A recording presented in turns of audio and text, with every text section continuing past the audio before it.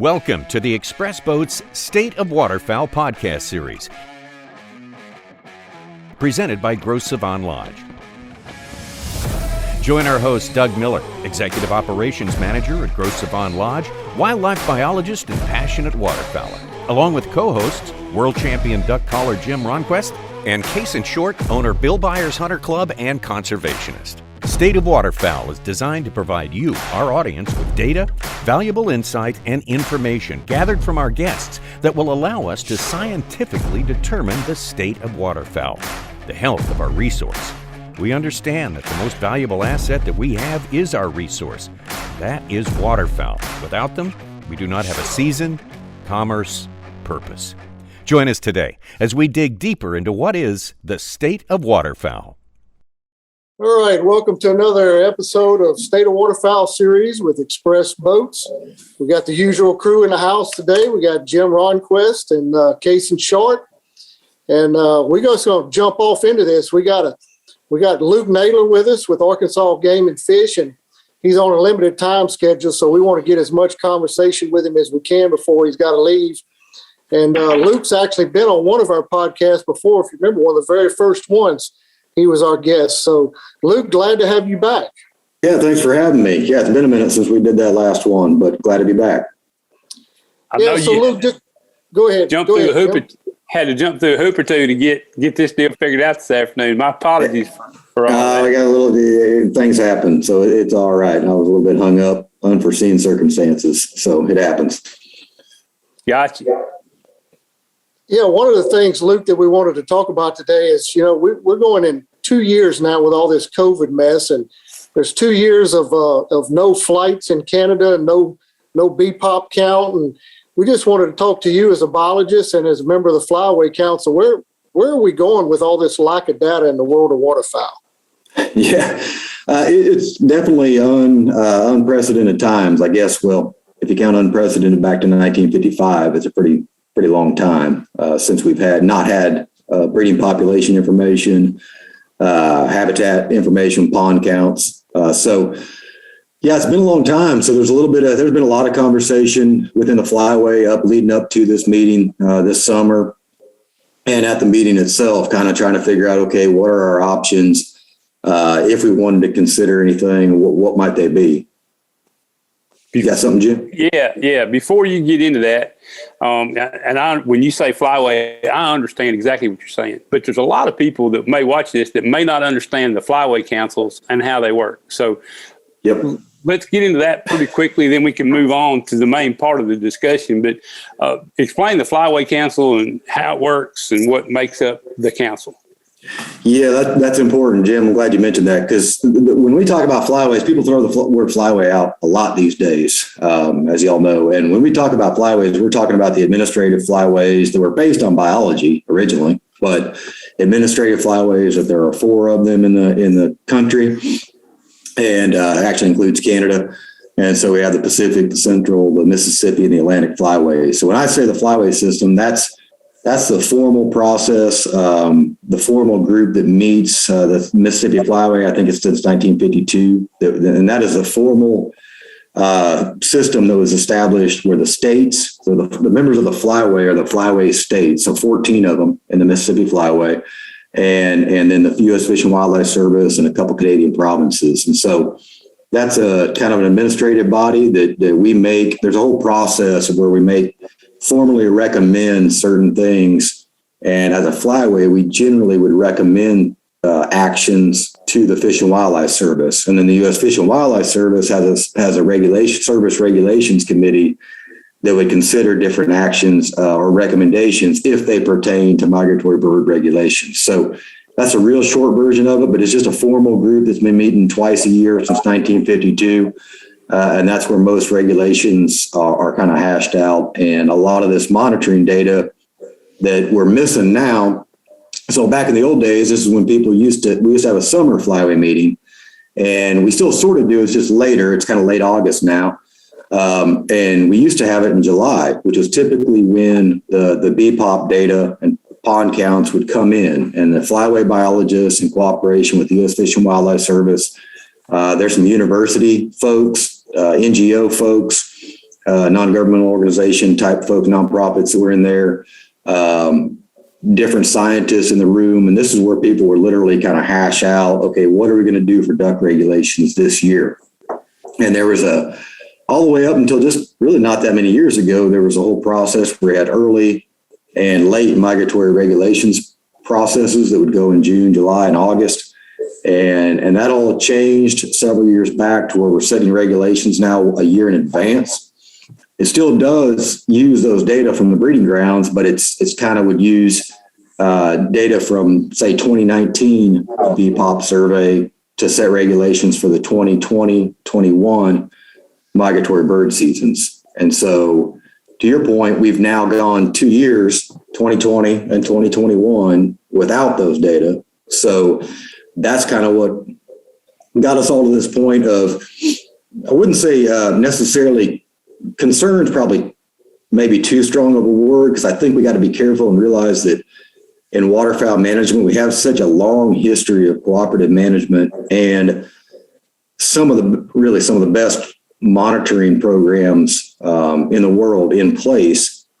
So we have the ability to take action and then kind of ride out some ups and downs. So the waterfowl resource has shown us over lots of years that it's resilient and a lot of different things can happen and ducks and geese can recover. And so we did have some questions though. You go in for a couple of years, and I think the biggest thing is maybe that we've had this second year of no flights, no surveys, right when we're hearing a lot of news about drought on the prairies, which we haven't heard a lot about for quite a few years.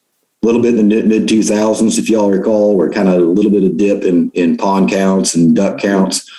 And then really before that, it's all the way back to the late 1980s and early 1990s, where we've had a substantial drought on the breeding grounds. So most of the conversations are about how it's pretty dry up there. If you look at drought maps, a lot of that's really focused on North Dakota, especially these days, which has been we've kind of been riding a high thanks to North Dakota, it seems, for quite a few years. Really wet, good habitat with CRP for a bunch of years.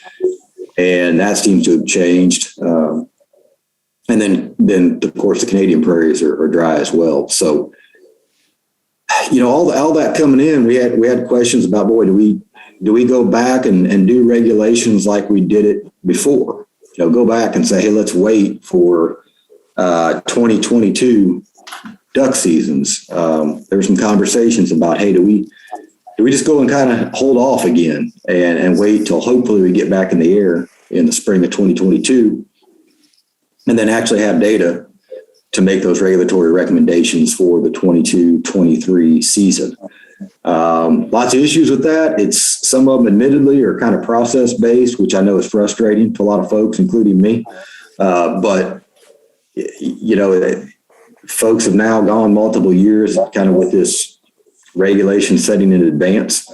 And a lot of states have adapted their regulations processes to work within the new federal system.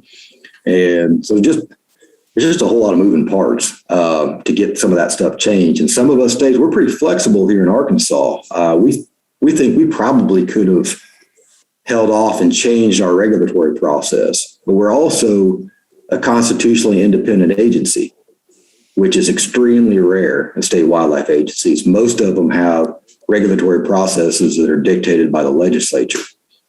So to get that change would require legislative action. We're one of the very few that's not the case.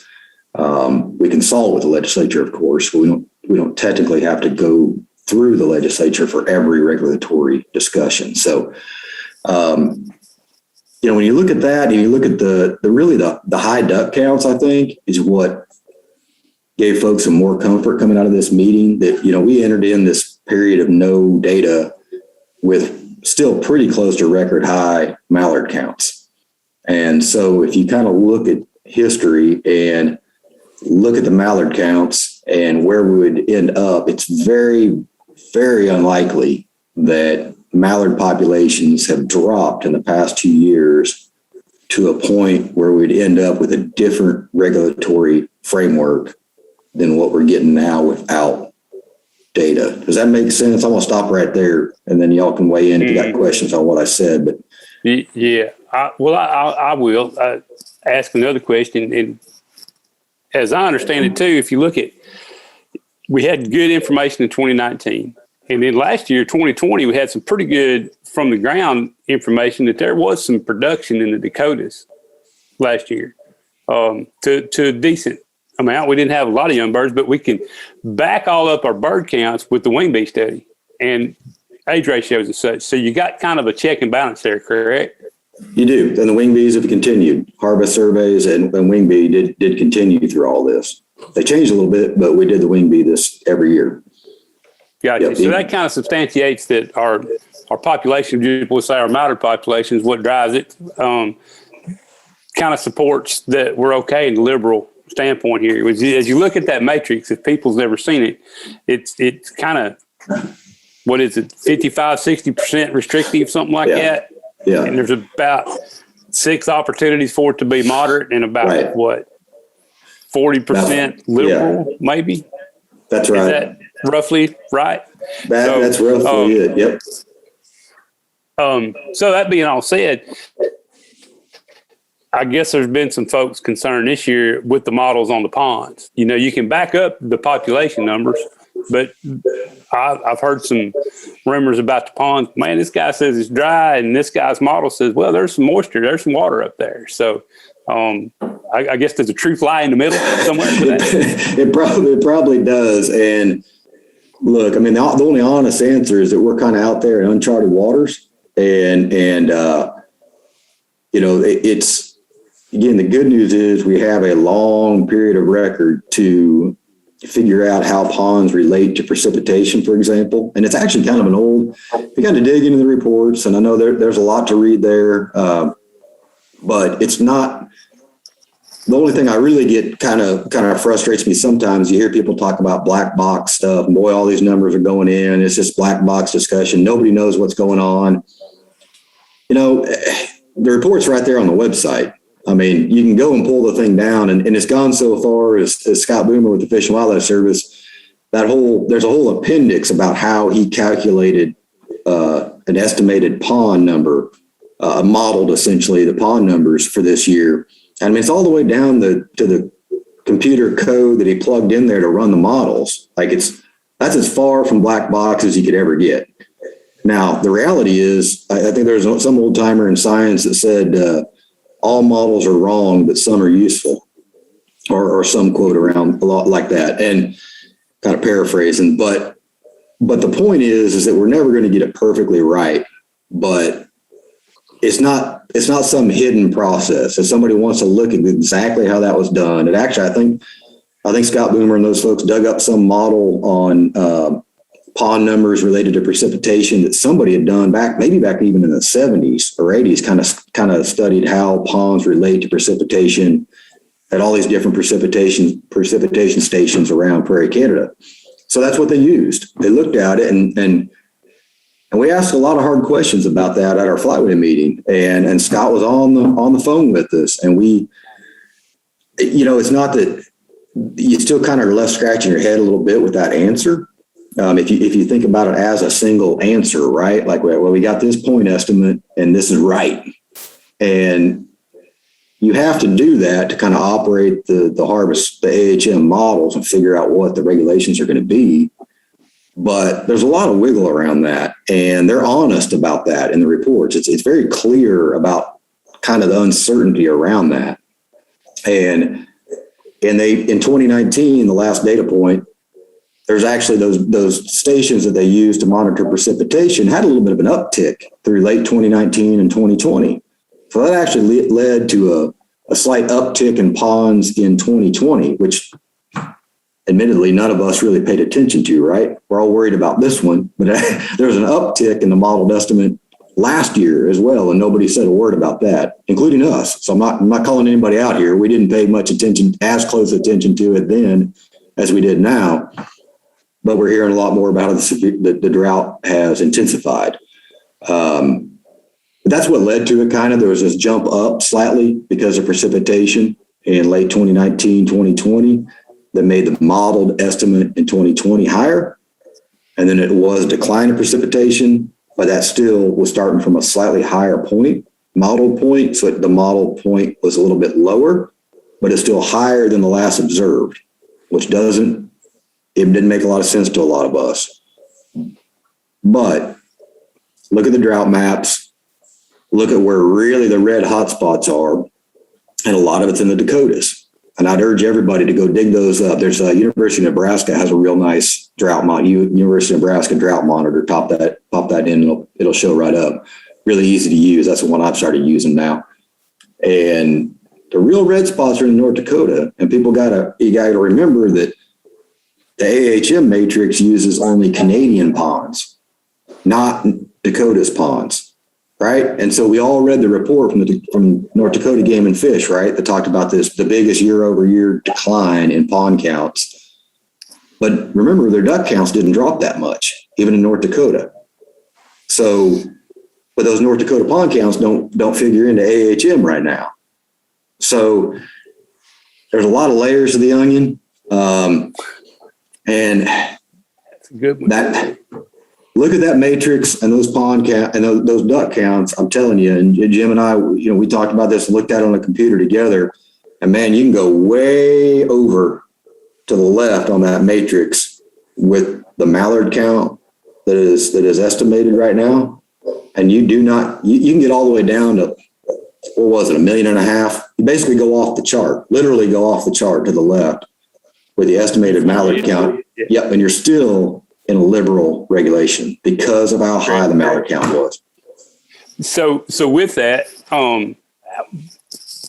talking to confidence of counts and estimates, what is your confidence level of our mallard count?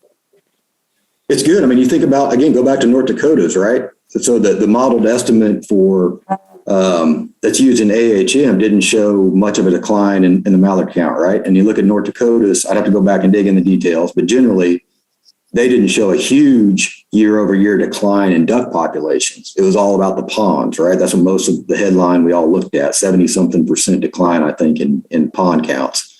Mm-hmm. But their duck count didn't go.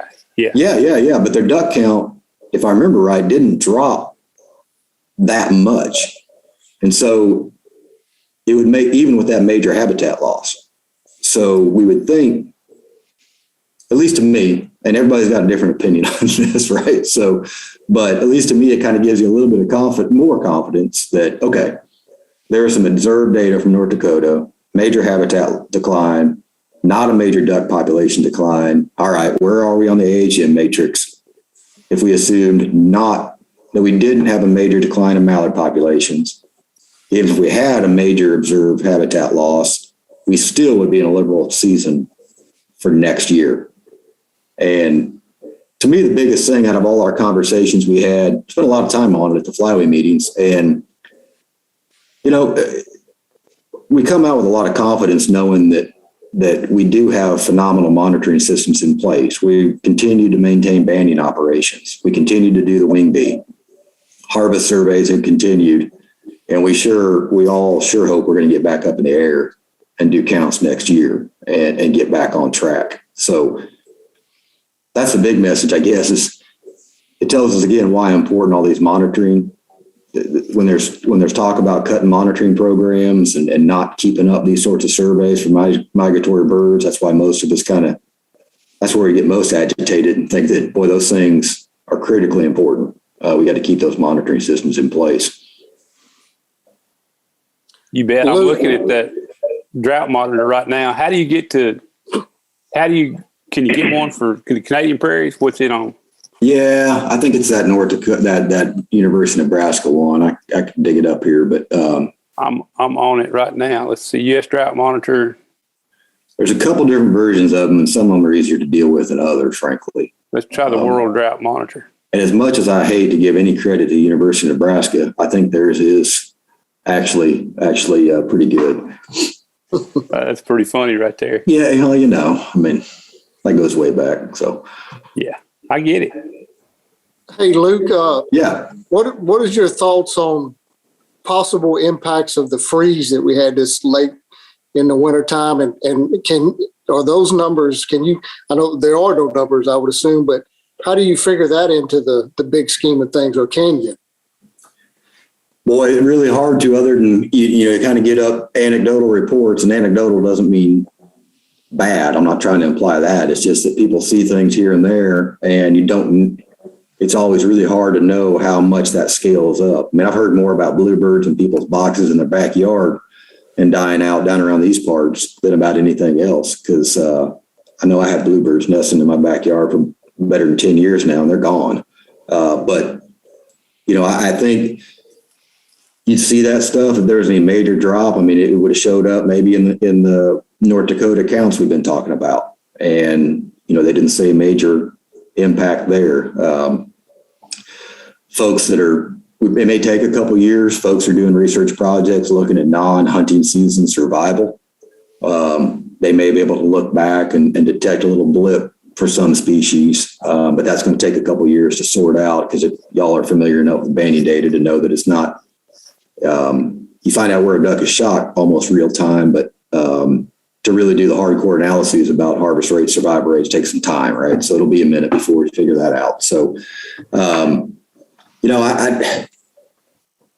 it doesn't seem there were some big die-offs for sure. I mean, we all heard about those, but how that scales up to, a population of 9 million mallards, for example, that'd be pretty hard to say at this point. Mm-hmm. Hey, Luke, for the guy that's sitting at home that feels like, we've got 2 years of just missing all this data with no fights, can you explain a little bit more how harvest data kind of lets us back into a population size, given all the factors that we know and ratios that we have plugged into that model? Yeah, you bet. Yeah. So you've seen those cases in Lincoln estimates people talk about these days, and that's a whole other conversation where you get it's funny, you can get a lot of people uncomfortable about not having a bee pop this year. Then you get some folks who are even more uncomfortable with ever using a Lincoln estimate in the first place for certain species. Right. And so it's kind of all over the place, and it's not. And what's good about being in this, with this group of folks working on this stuff, you all included in that is, we all got different opinions. We all care about the resource. We're all just trying to look at it and study it from different ways. And so we can use harvest estimates and harvest rate estimates from banding data to back into it. It's a really, really old method from the 1930s. This guy named Lincoln developed it, where it's, I'm going to get it wrong, but you essentially just have to have harvest and harvest rate and divide them, and you end up with an estimate of population size. So that's kind of that's one of those things like survival rate estimates that's sort of after the fact. So we'll be able to go back and look maybe a couple of years from now when banding data keeps rolling in and the harvest data is available like it is now, but we'll be able to back calculate and see if there's any major dips in those Lincoln estimates of population size. So yeah, you're right. There's another monitoring tool there to look at population size, but it's what we call a kind of a lagging indicator. We call it, right, because you got to calculate it after the fact. You can't make a real-time estimate like we do with BPOP. So it's got limitations, but generally over time, those things kind of track each other. Lincoln estimates and the BPOP, they kind of have followed each other. Now they're different scale maybe, but they do track each other pretty well. So we ought to be able to look back and have a good idea with that as well. You mentioned lagging indicator, and that brought up something I was thinking a minute ago when we talk about recruitment and water in the landscape this year. So we're sitting there talking that the population probably isn't down right now based on the drought, but in fisheries management, if you miss a year or two recruiting class, that shows up on down the road in your fish population and link for frequency and all kinds of other things. Is waterfowl the same way? Like, can we expect that maybe if the population isn't down this year, is the drought something that's really going to have a trickle down effect in the years to come, especially obviously if it doesn't turn around, but will we feel the effects of this later, less than maybe this year? I think we may feel it. Well, yes, short answer, we will. I think ducks, it's actually maybe even more instantaneous than fish, because we're not catching, hatchier fish, but we shoot a lot of hatchier ducks.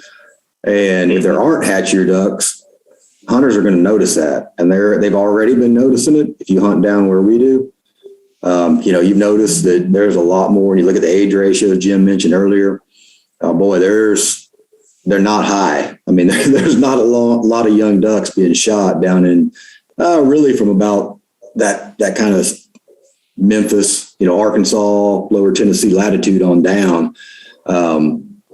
Not many young ducks for every adult duck shot. And so in a drought year like this, I would actually expect us in the wing bee in coming years like this year. So that's also kind of a lagging indicator, right? We do the wing bee in February after each duck season. That gives us an idea of production that previous spring, which we'll continue to do. And I would expect that the age ratios have been low. They've been lower the last several years than they were maybe, let's say, 10 years ago. And when there was kind of a peak in production for a few years. And I think hunters are going to feel it, maybe even more so than an angler might. And if those stack up on top of each other, that's when you start to see the duck population start to really decline.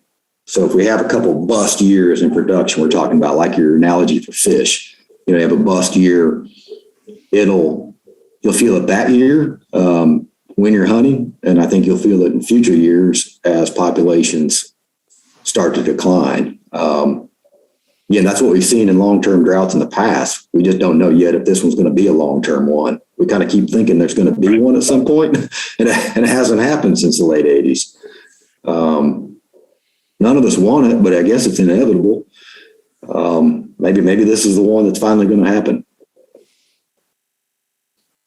I know you're not far past to leave, but a lot of folks don't realize that we have to have drought on occasion to kind of refurbish all those small temporary wetlands to let all that fertility of being wet for so long kind of come back.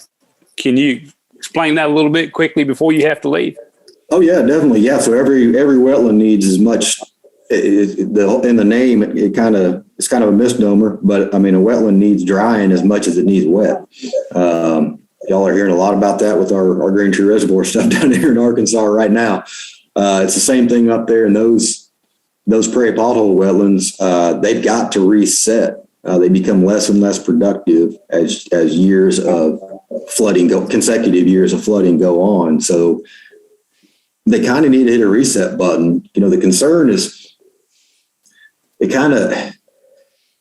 my concern is, what's happened in the Dakotas with CRP over the last several years. And I really hope, I'm trying not to be a pessimist, but I hope that, there's been it seems to be some major declines in habitat with the loss of CRP up there in the Dakotas, for example, over the last 15 years, let's say. But I feel like it's kind of been masked by extreme wet conditions. It's been so wet on the prairies that maybe we've been kind of lulled into sleep that all this habitat's being lost right under our nose. And now if it gets dry, I'm afraid we're all going to find out real quick what the Dakotas were producing for us and what Prairie Canada, when these wetlands dry up, they've got to reset. But that's when prairie wetland protection programs and wetland policies become so important, because when they're dry, they're also easier to convert and turn them into row crop ground. So it's that's kind of why you got to stick at it all the time, right? With prairie, with habitat programs up there, got to never stop, because you never know when that next drought and that pressure to drain or convert or what have you is going to come. So yeah, they do need that reset. So, we have lost habitat, but we should come out if this is actually a sustained drought. When water does get back to the prairies, we will see, like if patterns hold, we should see an increase in production that leads to more hatchier birds, a little easier duck to hunt than what a lot of us have experienced the last few years. We don't need mallards acting like snow geese like they've been doing in recent times. So they need maybe a little more of that this year. It could be, because we all think we're just fantastic hunters, right? But we make our living with hatchier birds, and we don't want to admit it, but we typically make our livings with hatchier birds. And Arkansas specklebelly hunters learned about that real quick a few years ago when they were all shooting several good production years, and it got rough for a couple of years and bust in the Arctic. And like, wow, these things are all of a sudden specs got hard to hunt. Like, no, they just got older. That's all. That's it. Yeah, they got older. Speaking of which, how's it? We've got some proof of speckled bellies on the ground from Brother Casing already.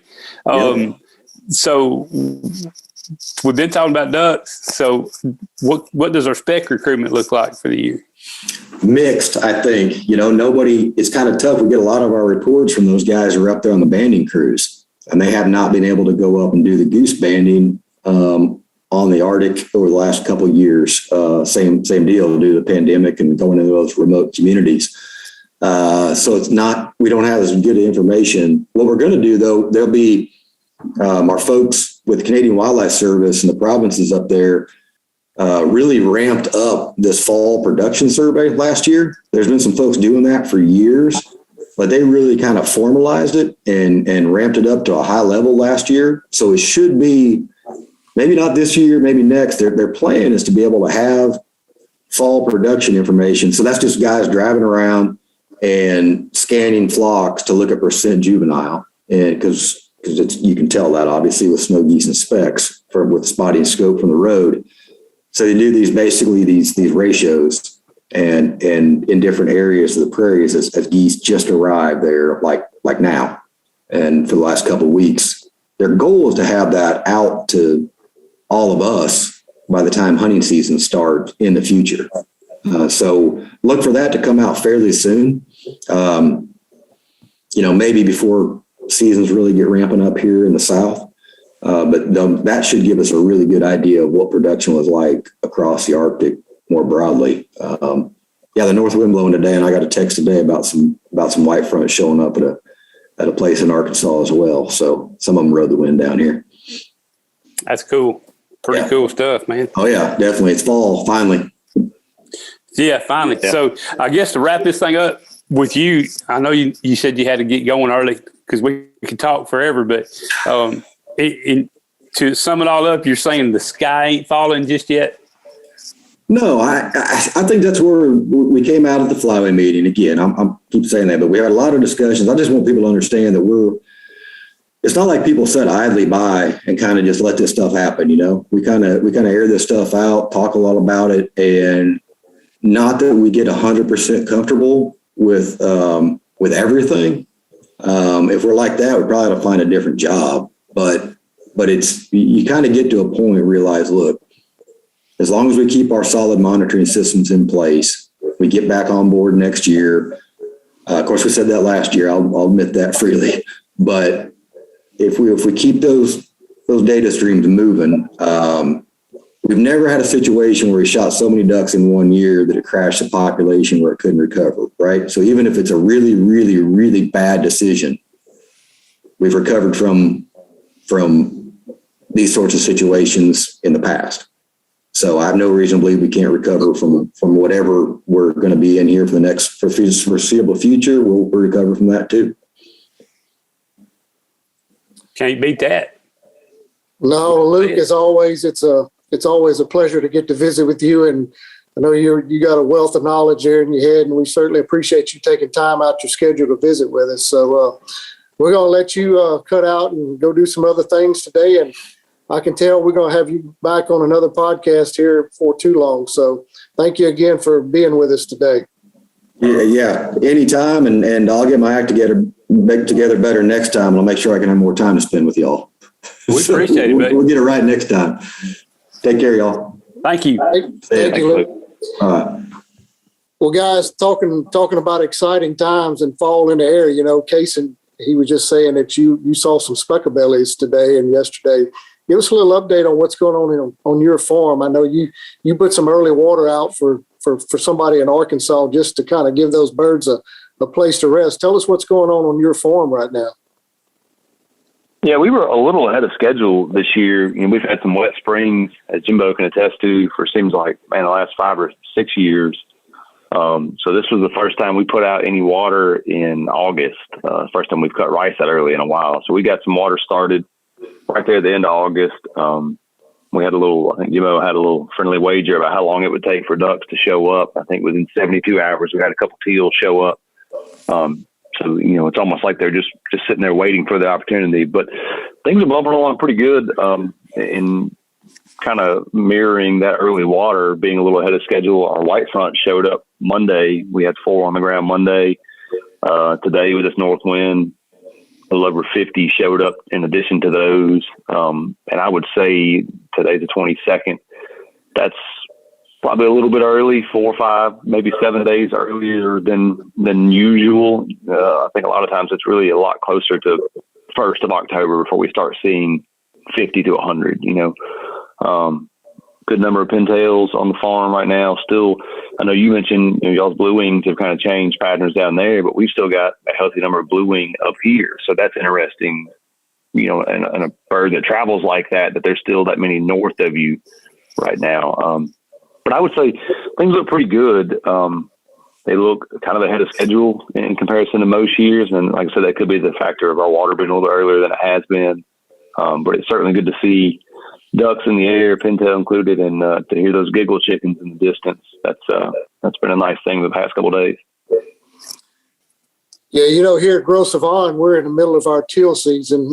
Today's Wednesday of the last week, but we had a really great year this year. And I was telling Jim earlier, I've got the flight count that they did before the season, and actually in Southwest Louisiana, we were 44% higher in population than we have been in the most recent 10 years. So, and actually 24% higher than the long-term average. So we had a really impressive fall migration of teal this year.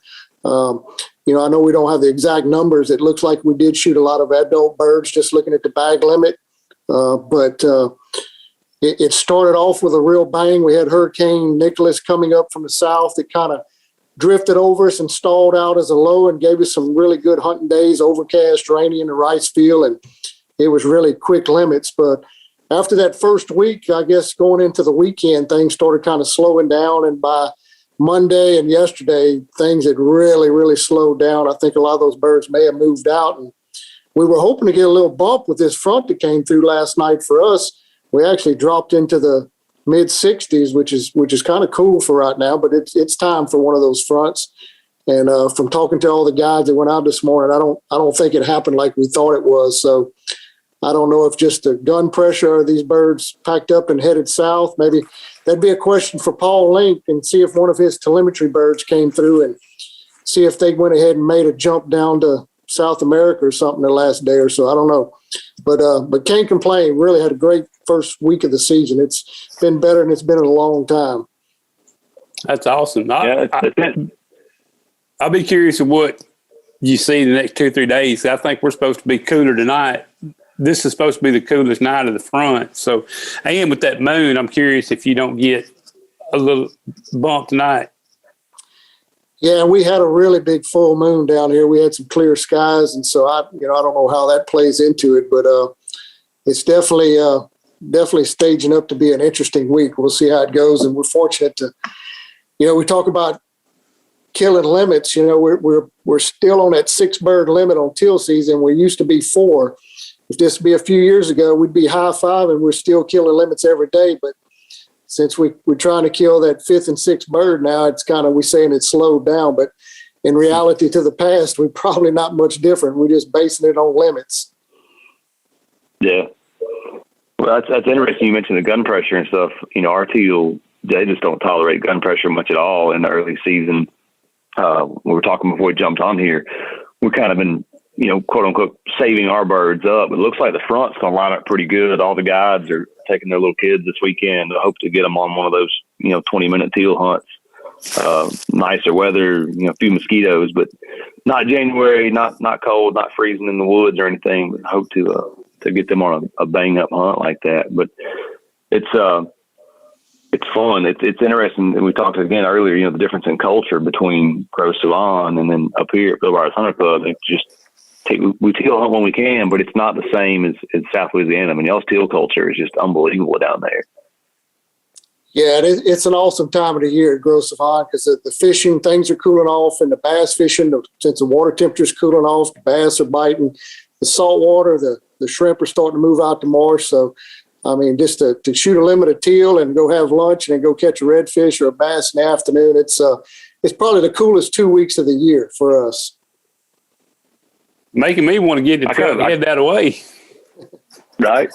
I bet. Yeah. I love seeing them. I guess it's part of I love to kill mallards in the woods, but when you first start seeing blue wing in the fall, we're cutting rice, temperatures are starting to feel better.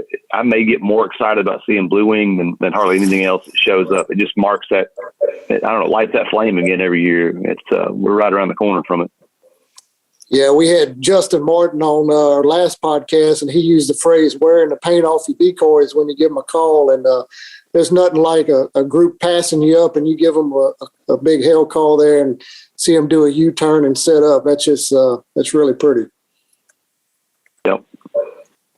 So I haven't seen a speckled belly. You won the bet on that case, and I thought for sure I would have seen one by now, but I have seen a few pintails and a couple of gadwalls. So there are a few other species starting to show up, but it's that time of the year. It's fixing to happen. So.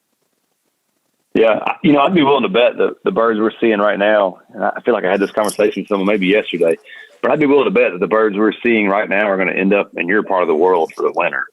I kind of feel like, based on some of the telemetry stuff that we've seen in the past few years, the quote-unquote Arkansas birds have not quite made it here yet. And I think what we're seeing is the really early push that's going to – they made their first stop. They spent all the gas in the tank, and they made it to where we are. They're going to feed up, fuel up, and head your way here shortly. Yeah, well, Jim, you're about to start migrating yourself in a different direction there. Your calendar's got to be getting pretty full. It is.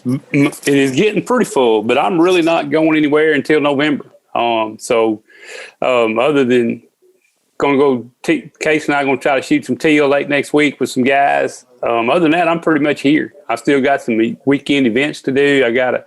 This upcoming weekend, I'll be at Final Flight Outfitters up in Union City, Tennessee, doing the call counter contest thing up there, and just getting everything ready, is my next few weeks. But I'm not on the road until November. But once it starts, it's full tilt, all hands on deck to the end of January. Well, I always enjoy getting to listen to Luke, and I think he's, he's a pretty even keel guy, and I really respect his opinion. So listening to what he said today kind of puts you at ease when you think about all the things that are going on with the drought and COVID and not having our flights and that kind of stuff. So kind of like you said earlier, it's not time to panic yet. So you guys have any last comments on kind of what he said? I do, and I'm sure Casey does. Luke and I talked at length the other day, and we was going over this year's AHM report and looking at the matrix, and we've been in worse shape in the mid 2000s there for sure. But when you look at all the checks and balances, he said this, part of that water count may be off, but like he told me, he said we've never had to double check it. Population, they do double check yearly, a lot there, but water never had to because you've had eyeballs in the air. So this first couple of times they've had to use it. So he understands why you need to adjust that modeling. But the big thing, to your point, is Luke, he's a scientist, but he's also a duck hunter. And he's looking at it from two different perspectives there. Not only just the science, but also as a duck hunter or a scientist who likes to duck hunt. And to the fact that he is very even-keeled, very knowledgeable, and can relay that, it does give you a little better feeling. And if folks would there's so many folks that distrust people in his position. If you just think about it, man, why would those folks be dishonest anyway? What's in it for them to be dishonest about it? I mean, he wants to shoot ducks just like you and I do. So, and all the rest of them I've ever met have also. So yes, that's my comments. He's a good dude. And when you get to talking to him and other folks, you realize that they're all pretty much telling us the same story. Yeah, Luke's an asset. We're dang lucky to have him in the state. And he's really just like the bottomland hardwoods. A lot of tough decisions are having to be made right now.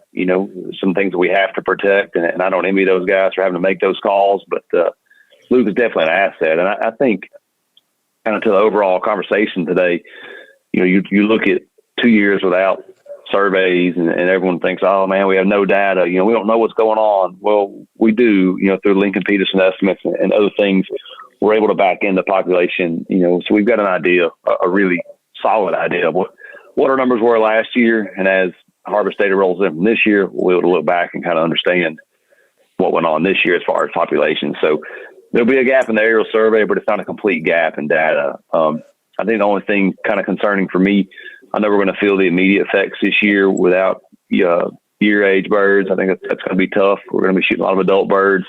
I think long term, when you kind of miss that class, what's that going to make the population look like? I don't think it's going to be a catastrophic event of any size, but there's got to be a flip side of that coin on down the road.